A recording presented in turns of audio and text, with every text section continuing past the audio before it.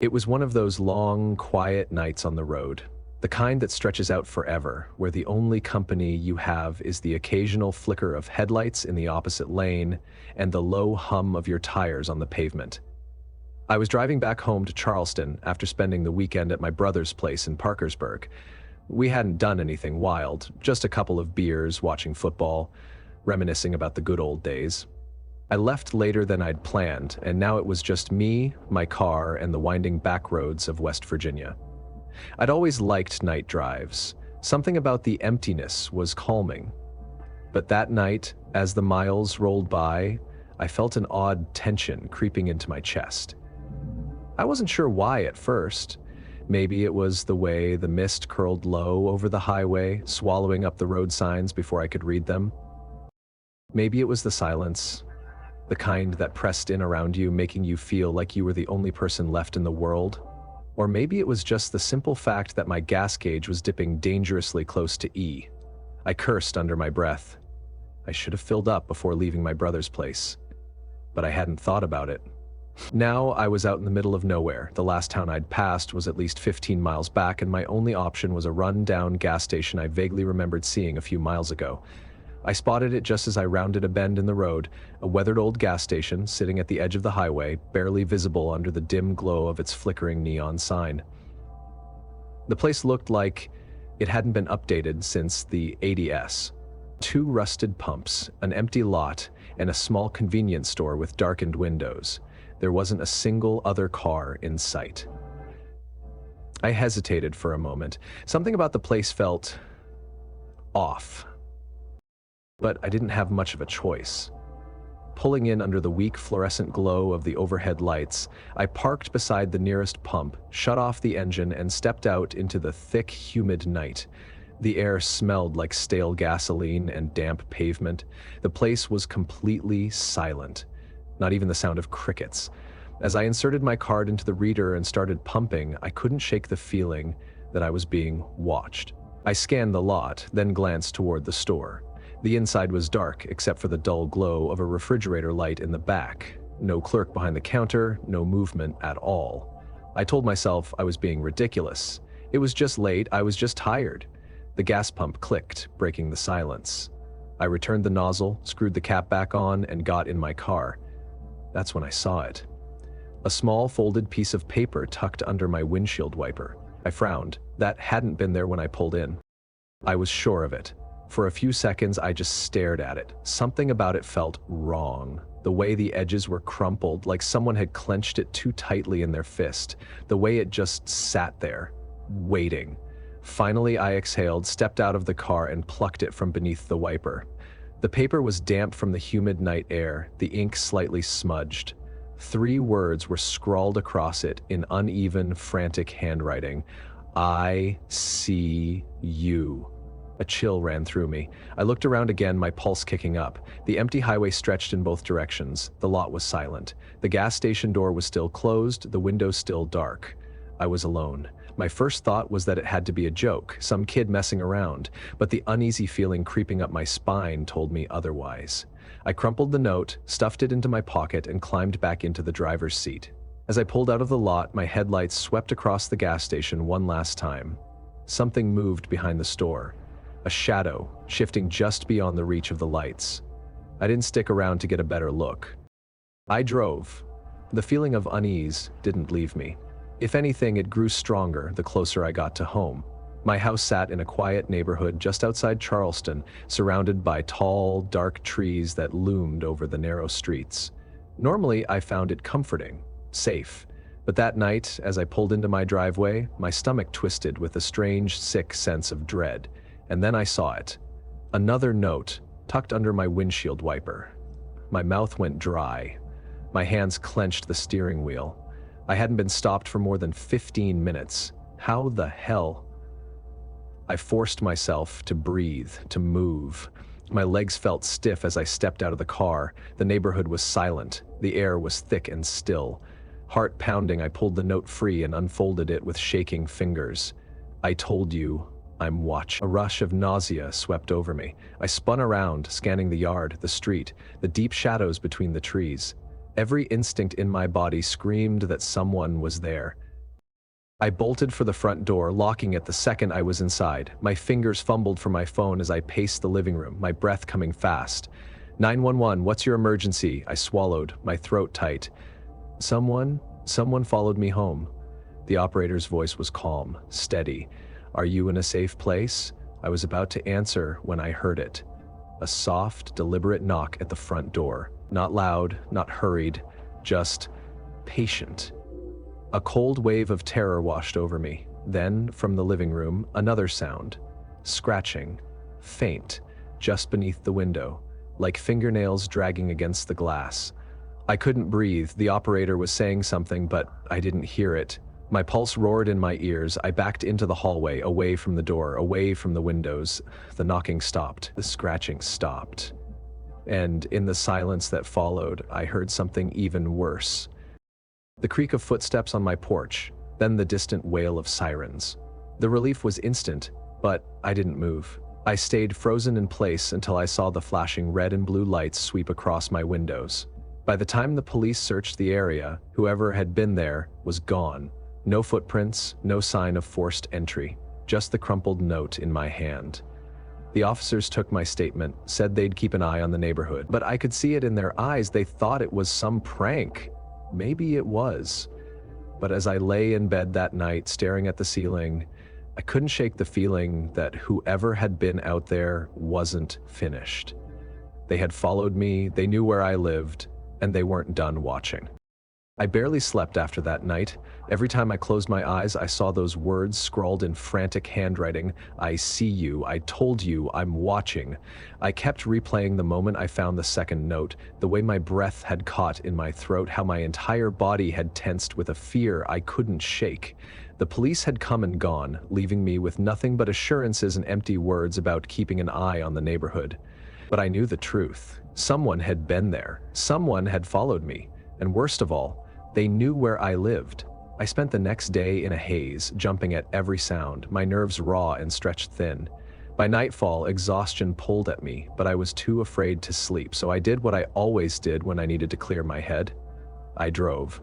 I wasn't really going anywhere, just looping through town, taking familiar roads, trying to shake the feeling that had settled deep in my bones. I told myself I was just being paranoid, that whoever had left those notes was gone. But I couldn't ignore the way the streetlights flickered as I passed, the way every parked car felt like a set of watching eyes. Eventually, I found myself at a small convenience store, one of those old gas stations with a single flickering sign, half the bulbs burnt out. It was the only thing open this late. I pulled into the lot and killed the engine. A single car was parked near the side of the building, an old beat-up sedan that looked like it hadn't moved in years. The store's windows were dark, except for a soft glow near the back, the hume of old refrigeration units seeping into the quiet night. I stepped inside, the chime above the door ringing out into the stillness. The place was empty except for a young woman behind the counter, scrolling through her phone. Her name tag read, Rachel. She barely looked up as I made my way toward the back, the linoleum floor creaking under my weight. I wasn't really here for anything. I just needed to be somewhere that wasn't my house, somewhere that didn't feel like I was being hunted. That's when I saw him. At first, I thought he was just another late-night customer standing in front of the freezer doors, staring at the rows of bottled drinks. But something about him was wrong. He stood too still, his shoulders rigid, his head tilted slightly to the side as if listening to something I couldn't hear. He didn't move. Didn't even reach for anything. He just stared. I felt a prickle of unease crawl up my spine. I turned back toward the counter, suddenly aware of how empty the store felt, how isolated we were. Rachel was still lost in her phone, oblivious. The man hadn't moved an inch. I grabbed a random energy drink from the shelf and walked to the register, trying to ignore the feeling of eyes boring into my back. As Rachel rang me up, I forced a casual tone. "That guy been here long?" I asked, nodding toward the freezer aisle. She barely glanced up. "Who?" I turned. He was gone. A cold wave of dread washed over me. The freezer door was still fogged from where he'd been standing, but the aisle was empty. Rachel noticed the way my face changed and finally put her phone down. "Are you okay?" I swallowed hard, shaking off the unease. Yeah, yeah, I forced a laugh. Never mind. She shrugged, handing me my change. Be careful out there. I nodded, grabbing my drink and heading for the door. As I stepped outside, the night felt heavier. The old sedan was still parked in the same spot, its windows dark. I glanced around, searching for any sign of movement. Nothing. Just the stillness of the empty lot. I got in my car and locked the doors. My pulse was still racing. Then, from the corner of my eye, I saw him. He was standing just beyond the glow of the overhead lights, half done in the shadows near the side of the building, watching. A sick, twisted smile curled his lips. I didn't wait. I threw the car into reverse, my tires screeching against the pavement as I backed out of the lot. As I sped off, I risked one last glance in the rearview mirror. He was still standing there, smiling, and then as my car hit the curve of the road, he did something that made my blood run cold. He raised his hand and waved. I barely slept again that night. Every time I closed my eyes, I saw his face, his hollow eyes, that sick grin. I kept telling myself it was nothing, just some creep trying to mess with me, but deep down, I knew better. The next night I told myself I wouldn't go back, but as the hours crept by, I found myself gripping the steering wheel, heading toward that same gas station. The lot was empty when I pulled in. No old sedan, no dark figures lurking in the shadows. I felt stupid for being so paranoid. Then, at exactly 12:15 a.m., the door chime rang. I looked up. He was back. Same dirty hoodie. Same unwashed hair, same wide, unblinking stare. He didn't even look at me, he just walked straight to the freezers and stood there. Rachel was staring now too.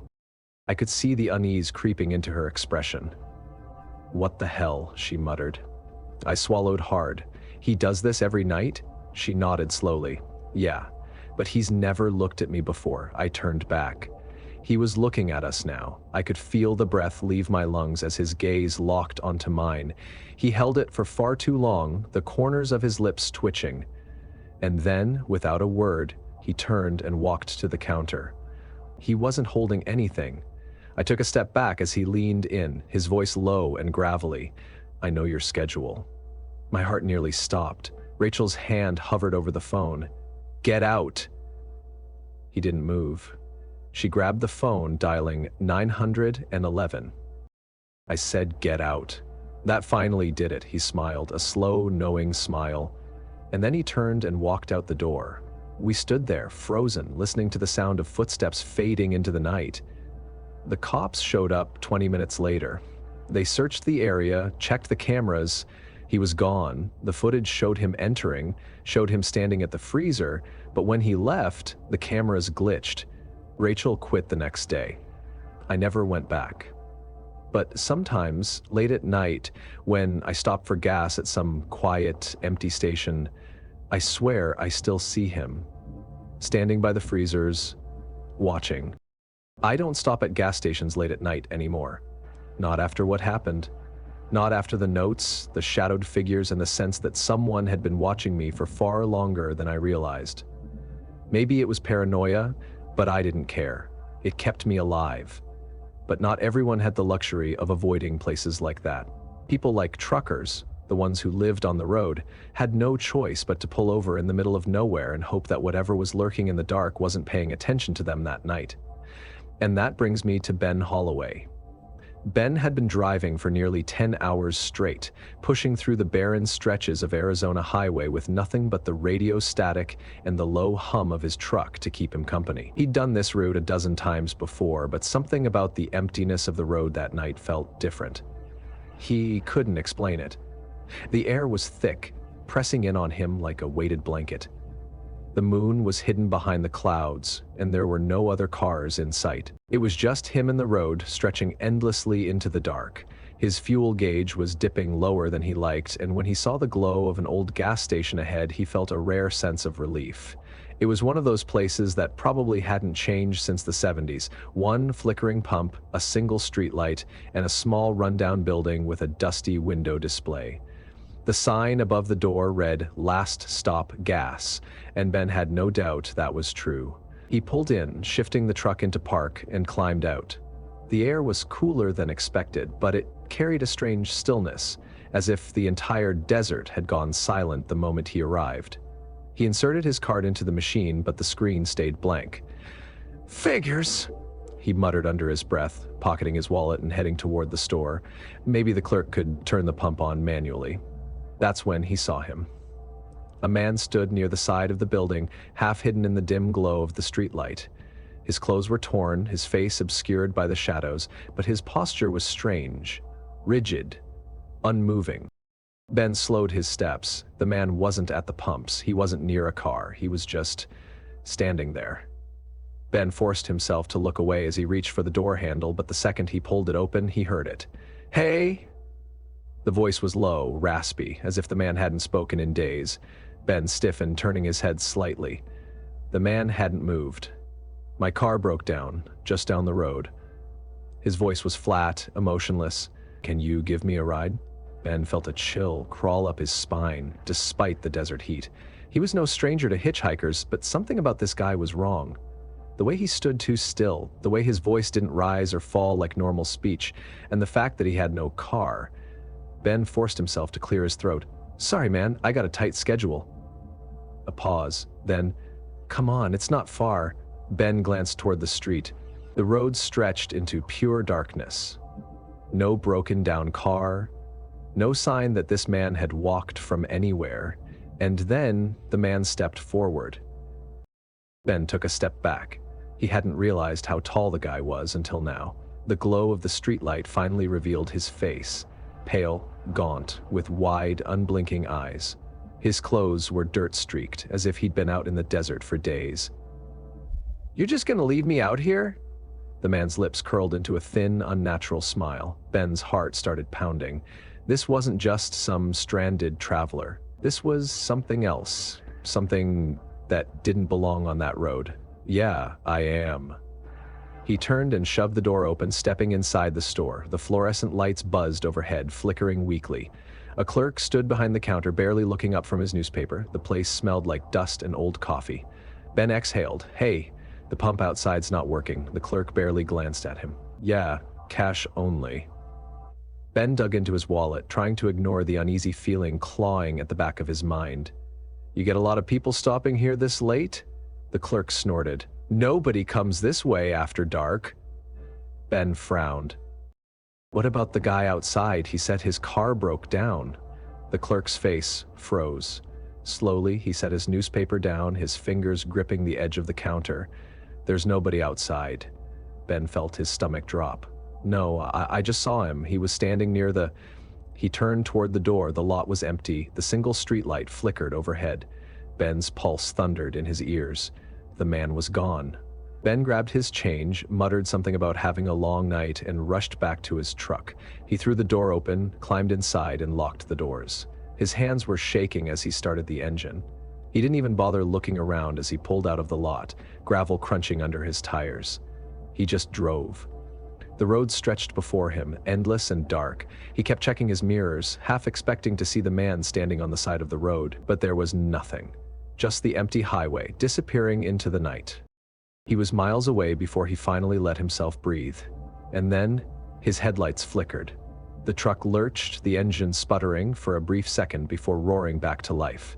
Ben's hands tightened on the wheel. He checked his mirrors again. Still nothing, just the glow of his own taillights reflecting against the pavement. But as he slowed for a curve in the road, his heart stopped.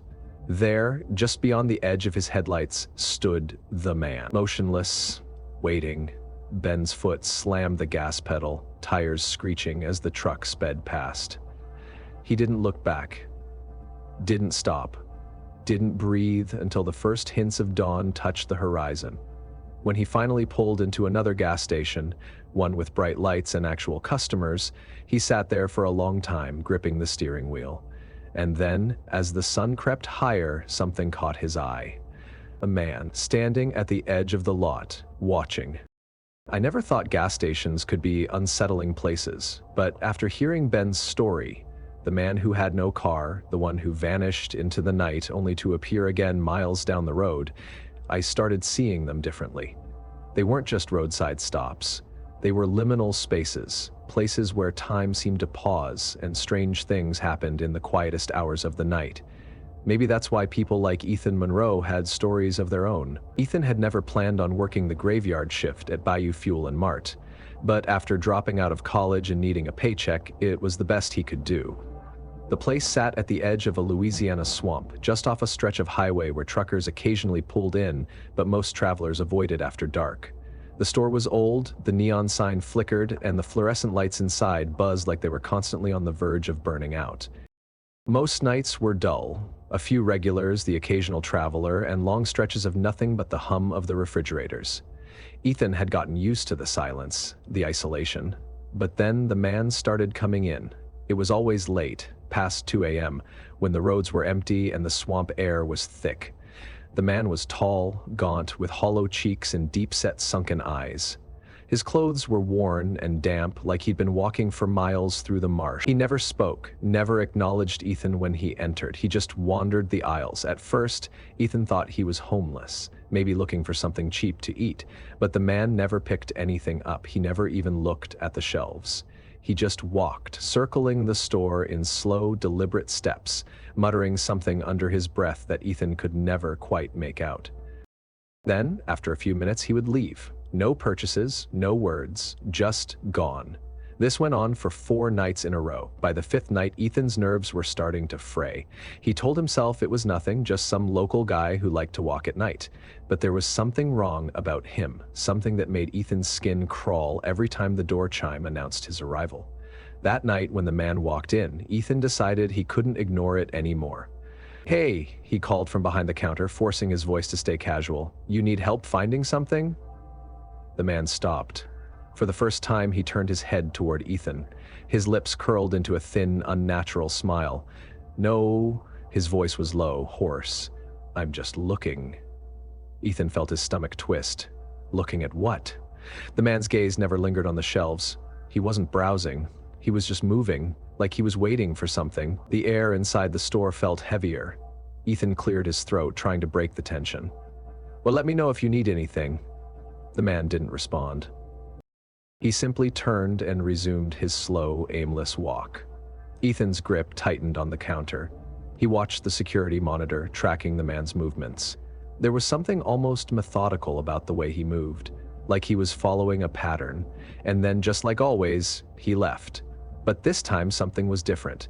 Ethan waited for the door chime, the familiar sound of it closing behind him. But it never came. His breath hitched. The man hadn't left. He was standing in the doorway, just standing there, looking in. The lights from inside the store cast a glow over his face, making his sunken eyes appear even deeper. His lips curled into another smile, but this time it didn't reach his eyes. Ethan's stomach churned. He forced himself to move, stepping toward the door. "Sir, you can't just stand." The door slammed shut. The suddenness of it made Ethan stumble back. His heart hammered against his ribs. He rushed to the door, expecting to see the man walking away, but the lot was empty. The gas station sat in total silence. No footprints, no sign of anyone. Ethan locked the doors and spent the rest of the shift feeling watched. 2 nights later, it got worse. Ethan was in the back, stocking the cooler, when he heard a sound that made his blood run cold. A knock. It wasn't from the front door, it was coming from inside the store. Ethan froze. He swallowed hard, trying to steady his breath. Slowly, he stepped out of the cooler, scanning the aisles. No one was there. Then, another knock. The storage room. Ethan's body went rigid. He took a cautious step forward, reaching for the doorknob.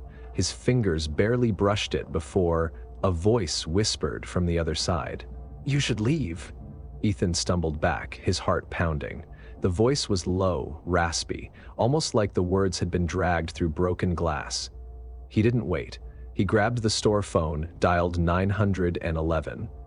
The operator answered. 911, what's your emergency?" Ethan's throat was dry.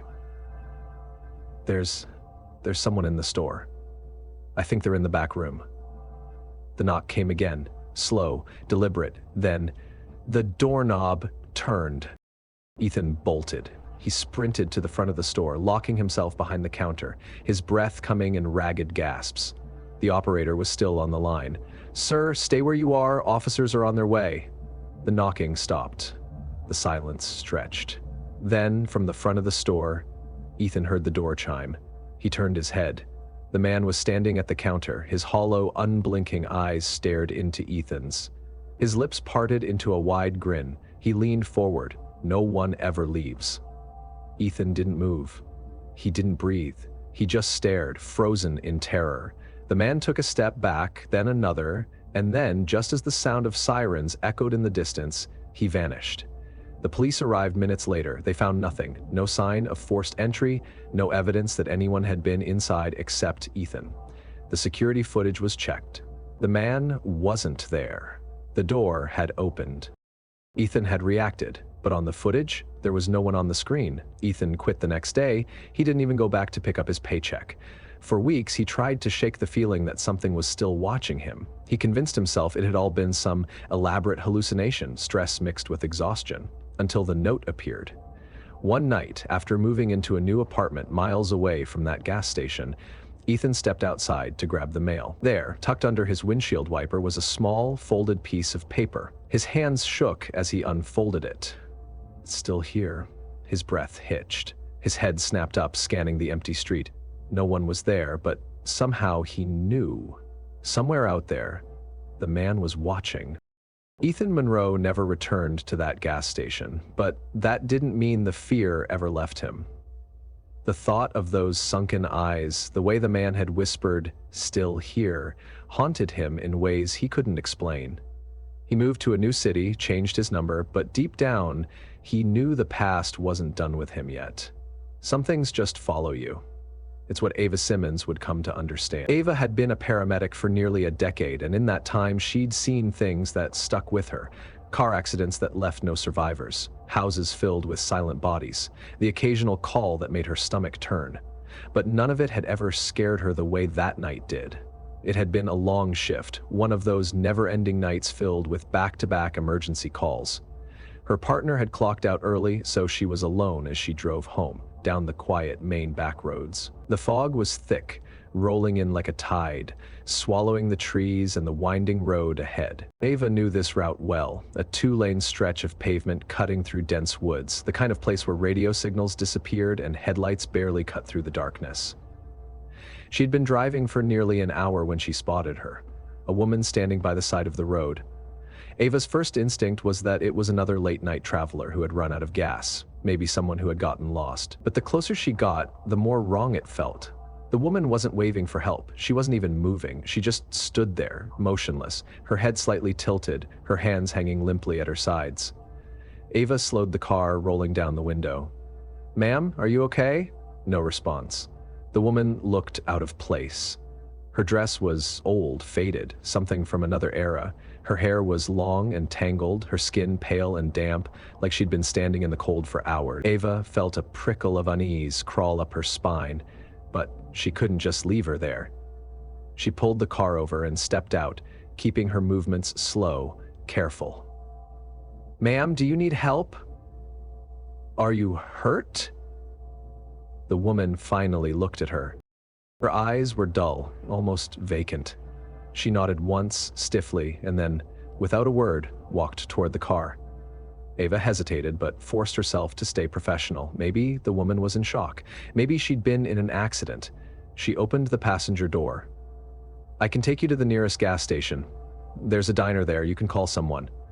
The woman slid into the seat without making a sound. As Ava got back behind the wheel, she risked a glance at her. The woman's hands were folded neatly in her lap, her posture rigid, her dress stained with something dark. Ava swallowed hard and started driving. The silence in the car was suffocating. She tried to make conversation, anything to break the thick, unnatural quiet. "What's your name?" No answer. "Do you live around here?" Still nothing. Ava's grip on the wheel tightened. She forced a nervous chuckle. "You don't talk much, huh?" The woman slowly turned her head, her lips parting slightly, like she was about to say something. And then, just as the car passed under a flickering streetlight, Ava looked at her again. The seat was empty. The air in the car turned ice cold. Ava's breath hitched. Her knuckles went white against the wheel. She slammed on the brakes, the tires screeching against the pavement. Her heart pounded as she turned in her seat, scanning the back seat, the floor, anything. There was no one there. The door was still closed. The seatbelt was still buckled, but the woman was gone. Ava sat there, frozen, the fog pressing against the windshield, the silence now deafening. She turned on the interior light, trying to convince herself that she'd imagined it, that exhaustion was playing tricks on her. Then, in the dim glow of the overhead bulb, she saw it. A wet imprint on the seat, like someone had been sitting there just seconds ago. Ava's breath came in quick gasps as she yanked the car into gear and sped toward the diner. The gas station diner was one of the only places open this late. It sat just off the highway, an old, neon-lit relic that hadn't changed in decades. Ava pulled into the lot, her hands still trembling as she parked. She needed to talk to someone, anyone. She stepped inside, the warm scent of coffee and old grease washing over her. A waitress in a faded uniform glanced up from behind the counter. Ava didn't waste time.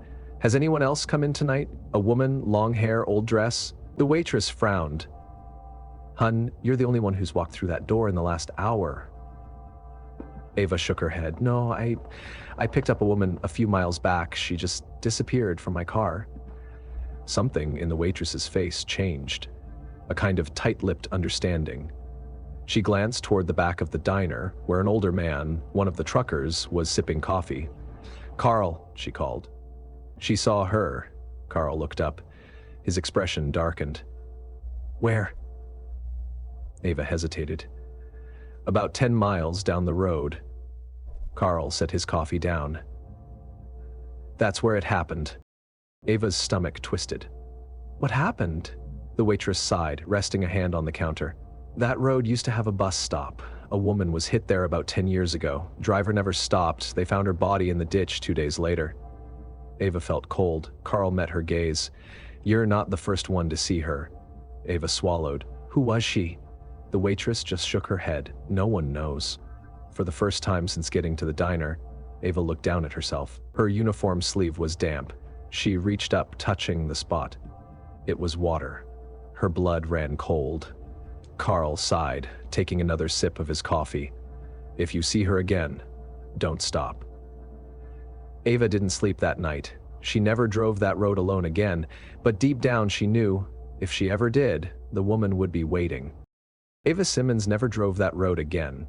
The woman in the back seat, the imprint on the seat, the cold, damp touch that lingered on her skin, those things followed her long after that night. It didn't matter how many times she told herself it was just exhaustion, just a trick of her mind. Deep down, she knew the truth. Some things don't stay buried. Some things linger. Nick Wallace would have understood that feeling. Nick had been a traveling salesman for over 15 years, crisscrossing the country, stopping in towns most people had never heard of. He had a routine: drive during the day, find a cheap motel by evening, and always fuel up before it got too late. That was a rule he followed religiously, until one night in Nebraska, when he broke it. The highway stretched long and empty, the sky above a black void without stars. Nick had miscalculated his route, and now the gas needle was hovering dangerously close to E. He had no choice but to stop. That's when he spotted it. A lone gas station in the middle of nowhere, its neon sign buzzing weakly against the darkness. It was the only light for miles. As he pulled in, he noticed the place looked like it had been forgotten by time. The windows were streaked with grime, the old gas pumps standing like rusted sentinels. There was only one car in the lot, a beat-up old sedan. Nick sighed, rubbing his eyes. He was too tired to be paranoid. He stepped out, stretching his stiff legs as he reached for the pump. That's when he noticed it. The payphone mounted on the side of the building. It was ringing. Nick hesitated. Who the hell still used payphones? He glanced toward the station window, half expecting to see a clerk inside. The store was dark. The ringing continued, loud and insistent. Nick swallowed. It was probably just a wrong number, some old, forgotten line still connected to something. He ignored it, turning back to the gas pump. The phone stopped. He let out a breath of relief, until the store phone inside began ringing. Nick felt a cold chill settle over him. Slowly, he turned back toward the building. The lights inside flickered. Then, through the grimy glass of the window, he saw movement, a shadow. Someone was in there. Nick's pulse quickened. He took a cautious step toward the door, peering through the glass. The store was empty, no clerk, no customers, but the phone was still ringing, and then, just as suddenly, it stopped. Nick turned back toward his car, his nerves on edge. He wasn't alone, he could feel it. He hurried to finish pumping his gas, his fingers fumbled with the nozzle, his breath coming faster. He needed to get out of here. Then, from behind him, "Sir!" Nick nearly jumped out of his skin. He spun around to see a young station clerk standing by the entrance, his face pale, eyes wide with something that looked like fear. "You should leave." The kid's voice was barely above a whisper. Nick frowned. "I'm just filling up." The kid swallowed hard, glancing toward the payphone. His hands were shaking. "Please, just go." Nick's mouth went dry. "Why?" The kid hesitated, then in a barely audible voice, "The phone. It rang for you." Nick felt his stomach drop. "What the hell are you talking about?" The kid took a step back, his eyes darting towards something over Nick's shoulder. Nick turned. The payphone was off the hook. The receiver dangled, swaying slightly, as if someone had just been there. Nick's blood went cold. He hadn't touched it. The station clerk took another step back. "If it rings again, don't answer it." Nick didn't argue. He yanked the pump nozzle free, nearly dropping it in his rush to get back to his car. He threw himself into the driver's seat, his heart hammering as he turned the key. The engine stuttered. Nick's breath caught in his throat. "Not now, not here." He turned the key again. The engine sputtered, struggling. The store phone rang. Nick froze. His hands went rigid on the wheel. It rang again, and then the payphone started ringing too, both phones ringing at the exact same time. Nick's chest tightened. Then, a knock on his window. His entire body went rigid. The knocking was slow, deliberate.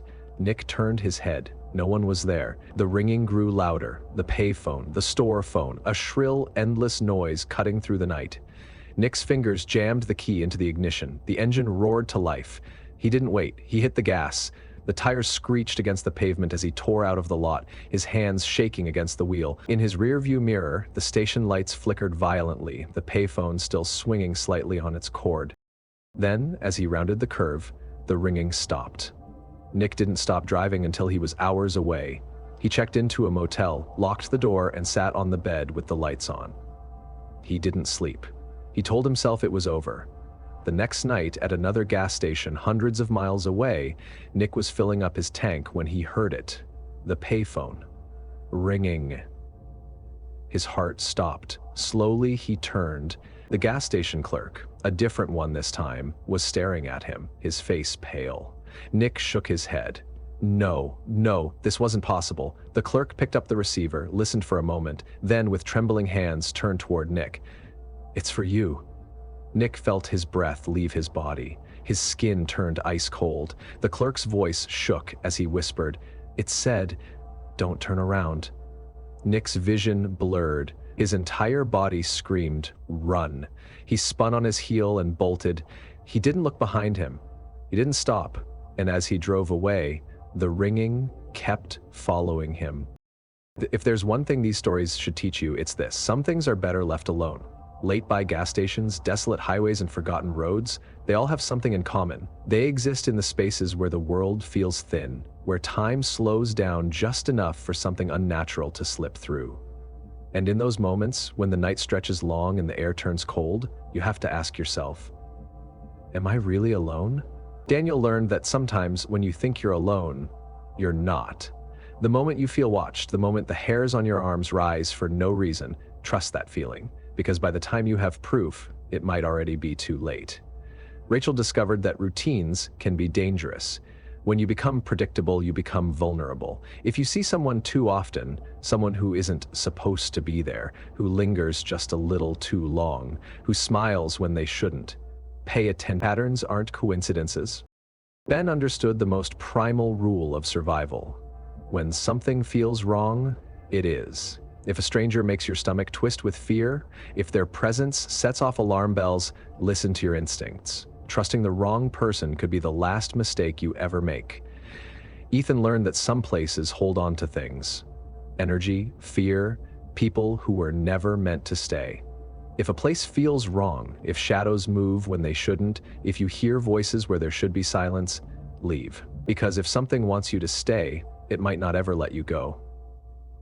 Ava discovered that not everything can be explained. Sometimes the past refuses to rest. Ghosts, echoes, whatever you want to call them, they linger in the places where tragedy struck, waiting for someone to see them, to acknowledge them, and once you do, you may never be able to unsee them again. And then there's Nick. He learned that some warnings should be obeyed. When something tells you not to turn around, don't. When you feel that cold presence at your back, when you hear a whisper that wasn't meant for your ears, walk away.